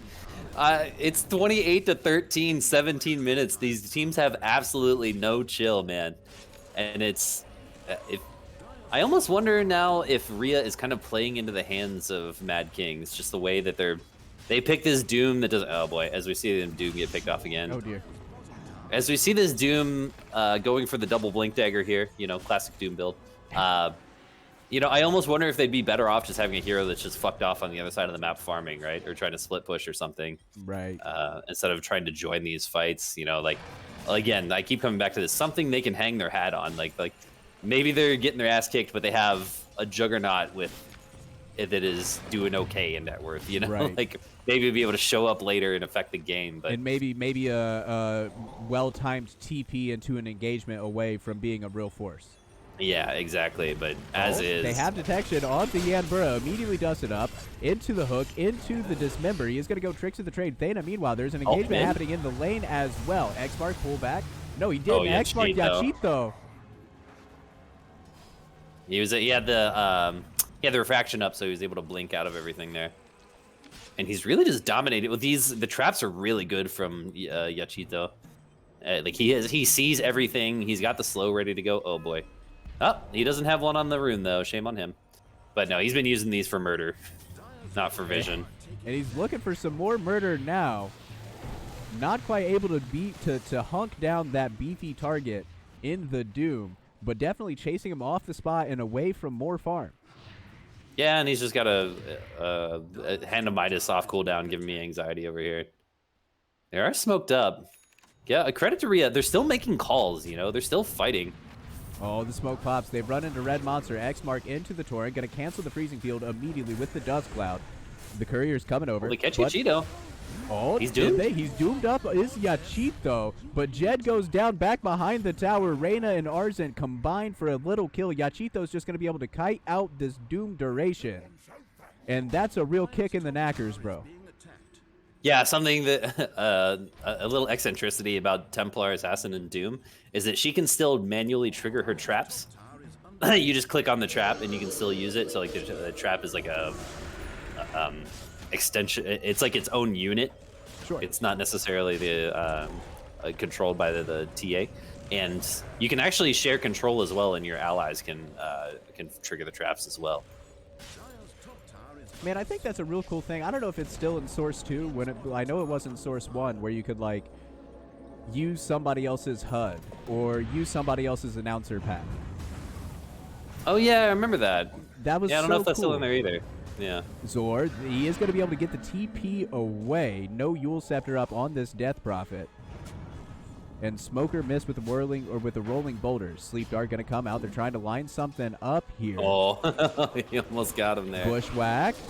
But all the friends are in the area. And they don't even kill Theta. Finally, with the Thunder God's Wrath, they're able to bring him down. Dipping out of detection. Oh no, they drop another Sentry Ward and immediately cut through the Ricky Maru.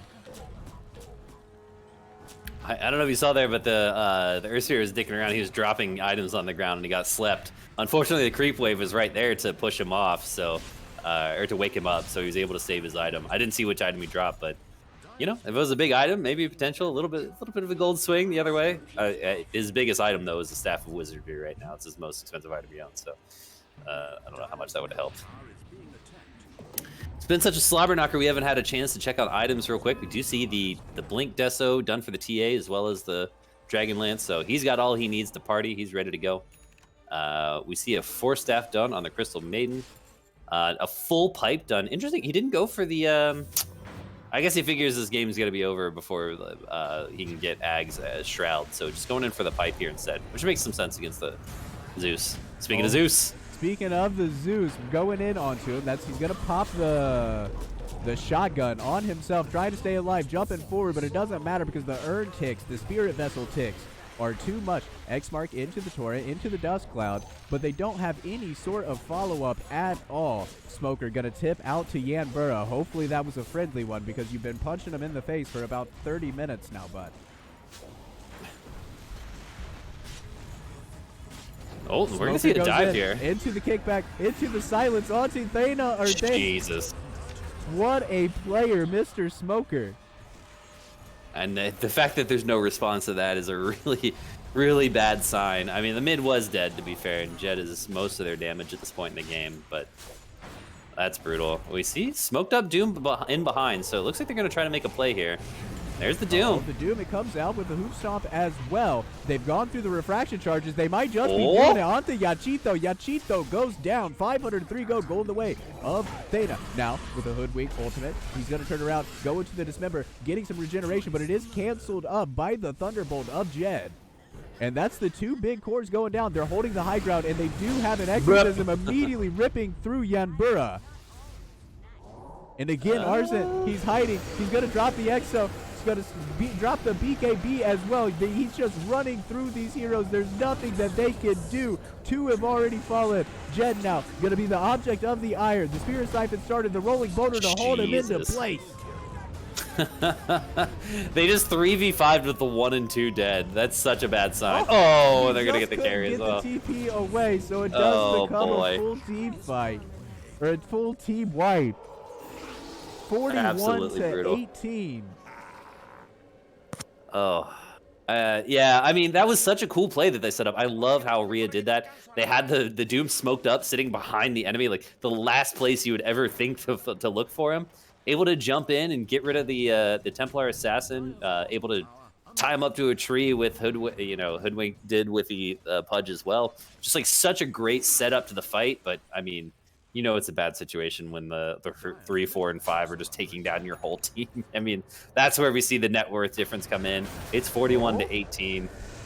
Shotgun, pumping out some damage. The X mark pullback. She's alone. Strike. She is alone indeed. The wave to drag her back to Pain Station. Yanbura picking up a nice 912 gold on the back of that. There you go. Ricky says, all right, none of you guys are doing damage. I'm going to carry. Just let me have that. Still, you still got the... That's Roshan too, though. Yeah. It's honestly, it's a lot later than I would have expected for a TA on lineup. I think they've been just kind of playing, right? Wait, that's the second Roshan? Yep. When was the first Rosh? Who got the first Rosh? Mad King. Okay. I don't remember that at all. Whew, okay. Anyway. It's been fast-paced Dota, dude. It has, yeah, there's a lot going on. It's been like a blur. Yeah. I assume that we didn't see the guy with the Aegis die because I don't remember an Aegis happening at all. Well, so I think he died early after getting the Aegis. Okay. Yeah, now they're gonna have to find a new Doom target. I feel like the target should be DP. If they can catch him before he gets anything off with a Doom, I think that could be the thing they need to turn the fight around, rather than dooming the TA and trying to kill it. Because low-key, if she's got her refraction charges up, she kind of doesn't care if she gets doomed. Oh, speaking of Doom. Oh, he's out of here. He's all right. Yeah, he's good. He's good. Yeah. No Yules on this Death Prophet, so safe to TP away from him. Does have a Lincoln's. Oh, okay. Never mind. She realizes that as well. That it doesn't make sense to... Or it makes a lot of sense to doom her, so she took steps to prevent that.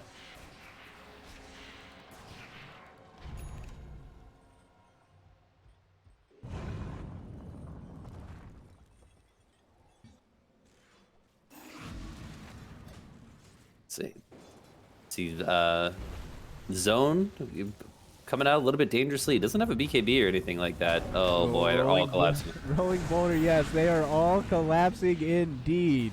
As one more right click is all that'll take. Reyna even tried to blink in and gobble up the kill. You know you're in good shape when like your team's just fighting over kills at that point, you know? Just kind of clowning around a little bit. That's where you yell kill secured. What I'm sure what they would have said was no mames gordo. Indeed.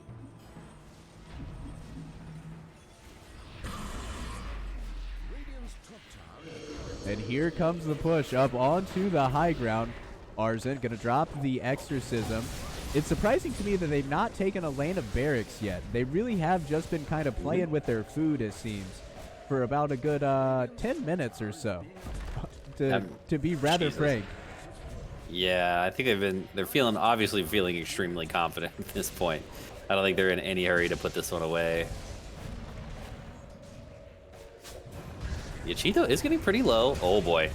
Oh, the Magnetize, a big one. It's going to connect onto 3, onto 4. The Thunder God's Wrath, the Zor, he's being brought down low in the freezing field. The X-Mark boat does bring down this pesky Earth Spirit, and a big shotgun to the face brings the Aegis down on Yachito. Yachito, he gets pulled back by the Bushwhack just as Rada was trying to save him with the hook. The Force Staff to push him to safety. Now coming forward is Arsent. Spear siphon out onto the Doom, as well as the Spirit Vessel. And the dot damage is too much for the Doombringer to survive.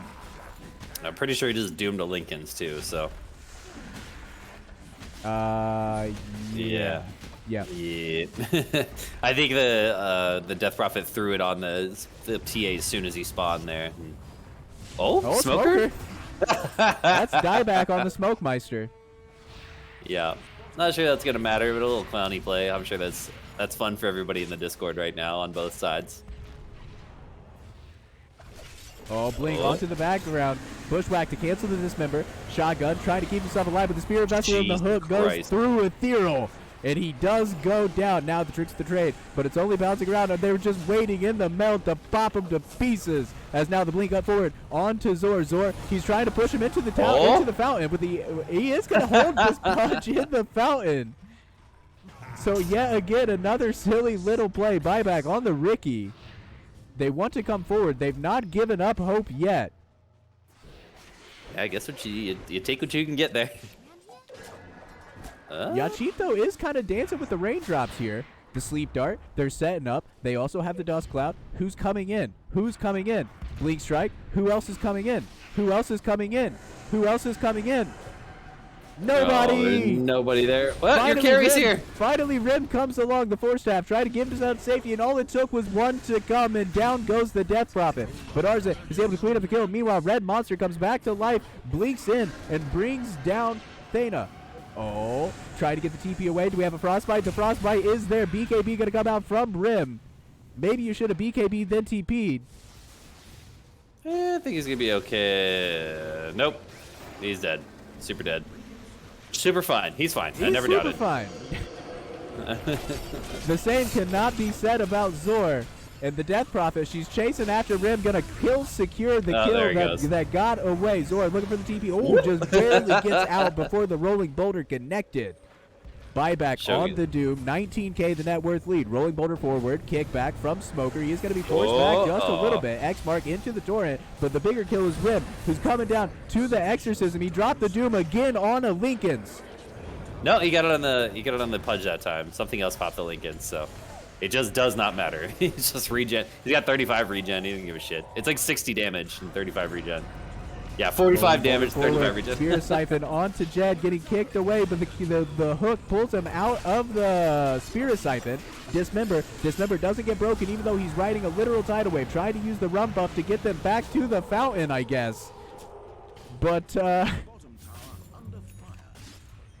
what a cloudy little game that we have been given here in game number 2. Still continuing. Rhea gonna connect with the Sleep Dart, but he doesn't have any follow-up. All of your damage is dead, and the boat is on cooldown. Yachito blinking forward, looking for the Melt Strike with the double damage route, not quite able to connect. Neither is Reyna with the hook. And look how quickly these buildings fall when they focus the gosh darn objectives. Yeah, it's funny to see a carry Pudge just dominate a game that, well, on a team that dominated so hard, and he didn't even go Ags at any point. He just going regular old Pudge items from before the Ags Pudge. Ags changed to him, and yeah, just able to take over this game. Arsent coming in, but he is going to be hit with the Ethereal Blade. Spear Siphon still running. Coming forward onto Zor. Zor's trying to get himself away. Doom's going to block the Rolling Boulder. Now he's going to be dismembered is the Doom. Rim is going to go down. Rolling Boulder forward from Smoker with he does the Ghost Scepter. So he's not going to die to the AK-47 in the house. And now the Ancient Siege is coming. Force Staff again trying to push him to safety, but it's not quite going to happen. Frozen Field is happening. Yachito, he wants to get in on some of the action, throwing out the Melt Strike, picking up what is presumably the last kill of the game.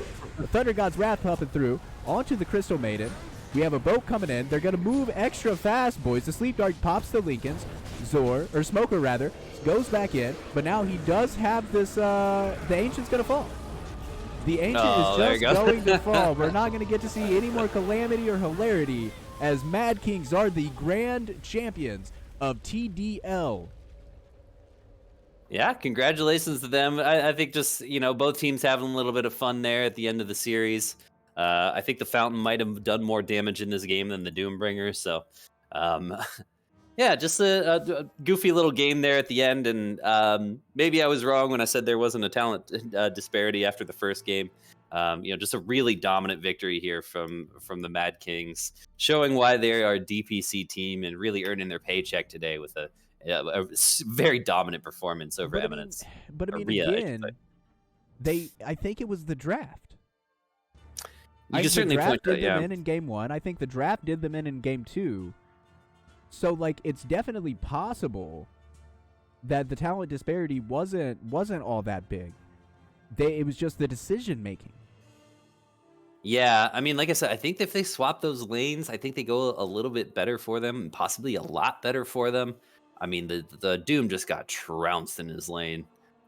Jed, wait, wasn't his name? His name was in the first game, the Zeus, and then he was definitely Jed this game, right? Was I reading that wrong? Yeah. So what happened was there was a bug of some sort right as the tournament organizer Mantis went to launch the lobby.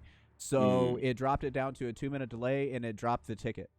So everybody, it was just like a non-ticketed pub, so they didn't get their professional tag. Okay, which is also gotcha. why there wasn't the emblems on the tops of the screen. So I got confused as far as which team was on what side. Gotcha.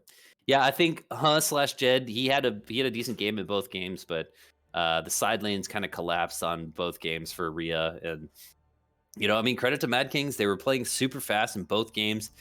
Their carry still found a way to get farm in the first game, despite the insane pace of play. In game 2, I feel like Reina, that wasn't his job to farm, so it was really Yachito.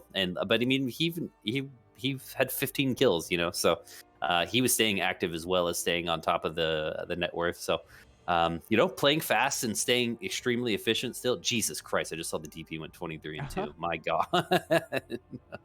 What an ass kicking, to be honest. I mean, game 2 is just complete ass kicking. Yeah. I mean, Jed did a good job in the laning phase in game 2 as well. It was just really those side lanes, like I said. So, I think the Ricky fell a little bit flat. Maybe they needed to go for a stronger laner there. And yeah, I mean, congrats to Mad Kings. What a hell of a series, man. They looked great. Yeah, they absolutely did. And this was a great little warm up for them as DPC starts next week. So they're going to be getting into the thick of it, getting into the actual Dota Pro Circuit action, which our friend Math Magician will be covering, our friend Apon Zeus will be covering, and hopefully maybe on the next tour we can fucking be covering. God damn it, give me that goddamn call-up. I'm hungry. My boy's ready for the majors. I'm hungry. I want it. I need it. I gots to have it. Yeah, congrats to Math. I didn't think we could say that on the stream, but yeah, congrats to Math for getting on that on the DPC. That's awesome. Honestly, I didn't even think about that, but he didn't tell me not to tell anybody. So okay, he's in the chat. I have. Okay, great. All right, good. So I guess we're okay there. Okay, cool. I was like, if Rada said something, no idea when the announcement is. Right, I was gonna say right now. Apparently, we'll go ahead and break that news. Yes, to all 6 of our viewers. We are breaking pressing news. It will be to on both of our you. Dota 2 in a week. But yeah, seriously, congrats, Matt. That's a big deal, man. That's awesome. Oh man. So thank you to all the teams that came and showed out today. Thank you to the Mantis for putting on yet another beautiful headache of a single day tournament. I know you're putting out fires constantly from about 11 o'clock a.m. till when the last game wraps up, and maybe even a little bit after that. So thank you to everything that you do for putting on such a fun tournament, as well as the rest of the people that's on your staff that assist and do all of those things. Shout out to the casters who came out. I know Chris O was here. I know Mattior was here. Math Magician was here. We had a lot of friendly faces. There's more of you. I think Repcar was here. Ingen maybe was here. There's a lot of you. I can't name you all, but thank you all so much for your participation. It makes scheduling and all that stuff so much easier from the talent side. And thank you to you guys. Thank you to people who tuned in. Thank you to Matt. Thank you to Games and Pizza. Thank you to everybody who tuned in today for a really, really fun day of Dota 2. Shout out to my girl Kips, too. I'd be remiss if I didn't shout out Kips. And, of course, shout out to my beautiful, beautiful friend Crucial. Shout out to my buddy. Yeah. Thanks, buddy. Right on, guys. We're going to get off of here tonight. I think the next show on the docket would be this Wednesday. We're doing the RD2L Grand Finals at 8 p.m. Eastern. So that will be a very, very exciting day of Dota. And maybe there will be some more WD2L. Maybe there will be some more League of Lads. Real quick, before we finish the sign off, RD2L usually gets a celebrity cast. Does that make us celebrity casters? I usually get a celebrity caster for RD2L final. So I think did we make it? Is that what that means? If so, I fucked up because I should have negotiated a rate. Yeah, they do usually pay. Yeah. Damn. Who knows? I mean, maybe once we show up and do the bit, do the job, Gus. Maybe after that things will change or whatever. I'm not. Yeah. That's for something off the stream. But okay, Matt said yes. So Matt said we made it, and he's a DPC caster. He so made it. Yeah. So he's able to tell us that we made it. So therefore, ipso facto, we made it, boys. Mama, we made it. Coronation right now on stream. It just happened. Da da da da. All right, guys, we're getting a little silly here. Get a silly in the booth. We're gonna wish you guys a happy night, a happy New Year's, and we'll see you guys on Wednesday. GG and good night.